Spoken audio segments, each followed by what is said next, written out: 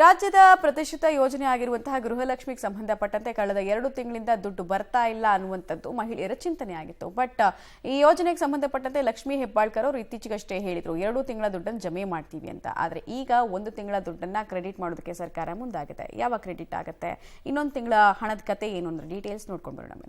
ವರಮಹಾಲಕ್ಷ್ಮಿ ಹಬ್ಬಕ್ಕೆ ಗೃಹಲಕ್ಷ್ಮಿಯರಿಗೆ ಕೊಂಚ ನಿರಾಸೆ. 1 ತಿಂಗಳ ಹಣ ಮಾತ್ರ ಕ್ರೆಡಿಟ್ ಮಾಡಲಿರುವ ಸರ್ಕಾರ 2-3 ದಿನಗಳಲ್ಲಿ ಫಲಾನುಭವಿಗಳ ಖಾತೆಗೆ ದುಡ್ಡು. ವರಮಹಾಲಕ್ಷ್ಮಿ ಹಬ್ಬಕ್ಕೆ ರಾಜ್ಯದ ಮಹಿಳೆಯರಿಗೆ ಸರ್ಕಾರ ಗುಡ್ ನ್ಯೂಸ್ ಕೊಟ್ಟಿದೆ. ಕಳೆದ 2 ತಿಂಗಳಿಂದ ಸ್ಥಗಿತಗೊಂಡಿದ್ದ ಗೃಹಲಕ್ಷ್ಮಿ ಯೋಜನೆಯ ದುಡ್ಡನ್ನ ಅರ್ಹ ಫಲಾನುಭವಿಗಳ ಖಾತೆಗೆ ಜಮೆ ಮಾಡಲಿದೆ. ಜೂನ್ ಜುಲೈ 2 ತಿಂಗಳ ಹಣ ಬಂದಿರಲಿಲ್ಲ. ಇದೀಗ ಜೂನ್ ತಿಂಗಳ ಹಣವನ್ನ 2-3 ದಿನದಲ್ಲಿ ಫಲಾನುಭವಿಗಳ ಖಾತೆಗೆ ಹಣ ಬಂದು ಬೀಳಲಿದೆ. ಜುಲೈ ಆಗಸ್ಟ್ ತಿಂಗಳ ಹಣ ಮುಂದಿನ ತಿಂಗಳು ಬಿಡುಗಡೆ ಮಾಡೋಕೆ ಸರ್ಕಾರ ಚಿಂತನೆ ನಡೆಸ್ತಾ ಇದೆ. ಜೂನ್ ತಿಂಗಳ ಹಣ ಬಿಡುಗಡೆಗೆ ಆರ್ಥಿಕ ಇಲಾಖೆಯಿಂದ ಅನುಮೋದನೆ ಸಿಕ್ಕಿದ್ದು 1,25,00,000 ಫಲಾನುಭವಿಗಳಿಗೆ ಹಣ ಬರಲಿದೆ.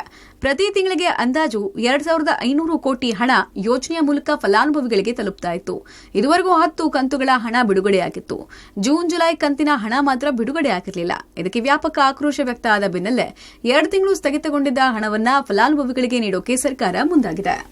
ಕೆಲ ಫಲಾನುಭವಿಗಳಿಗೆ ಕಳೆದ 10 ತಿಂಗಳ ಹಣ ಕೂಡ ಬಂದಿರಲಿಲ್ಲ. ಸೊ ಇದರ ಬಗ್ಗೆ ಕೂಡ ಇಲಾಖೆ ಅಧಿಕಾರಿಗಳಿಗೆ ಸೂಚನೆಯನ್ನು ಕೊಟ್ಟಿದೆ. ಯಾವ ಕಾರಣಕ್ಕಾಗಿ ತಾಂತ್ರಿಕ ಸಮಸ್ಯೆಯಿಂದ ಹಣ ಬಂದಿಲ್ಲ ಅನ್ನೋಂಥದ್ರ ಬಗ್ಗೆ.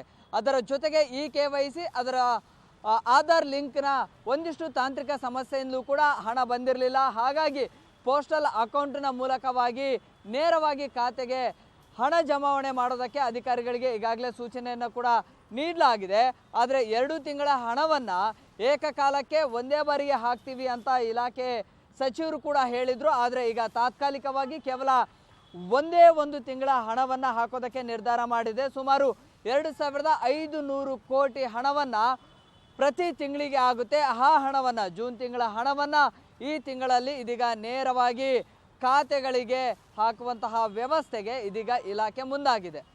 ಕೆಲವರಿಗೆ 10 ತಿಂಗಳಿಂದ ಹಣ ಬಂದಿಲ್ಲ. ಹಣ ಬಾರದೆ ಇರೋದಕ್ಕೆ ಏನ್ ಕಾರಣ ಅನ್ನೋದನ್ನ ಅಧಿಕಾರಿಗಳು ಇನ್ಮುಂದೆ ಪರಿಶೀಲಿಸಿ ಅರ್ಹ ಯಜಮಾನಿಯರಿಗೆ ಹಣ ತಲುಪಿಸೋಕೆ ಮುಂದಾಗ್ಲಿದ್ದಾರೆ. ವರಮಹಾಲಕ್ಷ್ಮಿ ಹಬ್ಬಕ್ಕೆ ಜೂನ್ ಜುಲೈ 2 ಹಣ ಬರುತ್ತೆ ಅಂತ ಅಂದ್ಕೊಂಡಿದ್ದವರಿಗೆ ಕೊಂಚ ಅಸಮಾಧಾನವಿದ್ರು 1 ತಿಂಗಳ ಹಣದಲ್ಲಿ ಹಬ್ಬ ಮಾಡೋ ಖುಷಿಯಲ್ಲಿದ್ದಾರೆ. Prakash D Rampur, public TV.